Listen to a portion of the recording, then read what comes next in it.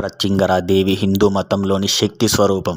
ఒక ఉగ్ర దేవతగా పూజించబడుతుంది. ఆమె పార్వతీదేవి యొక్క రౌద్ర రూపం. దుష్ట శిక్షణ, శత్రునాశనం మరియు ఆపదలను తొలగించేందుకు భక్తులచే ఆరాధించబడుతుంది. ఆమె సింహముఖంలో భయంకర రూపంలో ఉంటారు. 4 చేతులు కలిగి ఆయుధాలు ధరించి భక్తులకు రక్షణ ఇచ్చే దేవత. ఆమె లలిత, త్రిపుర సుందరి, మహాకాళి, మహాలక్ష్మి మరియు సరస్వతి దేవతల సంయుక్త శక్తిగా భావించబడుతుంది. శత్రునాశనం, దృష్టి పీల్చే దోషాలు తొలగించడం మరియు నెగిటివ్ ఎనర్జీ నిర్మూలన కోసం పూజిస్తారు. ఈమె తంత్ర మార్గంలో అత్యంత శక్తివంతమైన దేవతలలో ఒకరు. ఈ దేవిని ప్రాముఖ్యంగా కాళికా ఉపాసనలో, శివదుర్గ పూజల్లో కొలుస్తారు. ప్రత్యంగరా దేవికి చాలా ఆలయాలు ఉన్నాయి.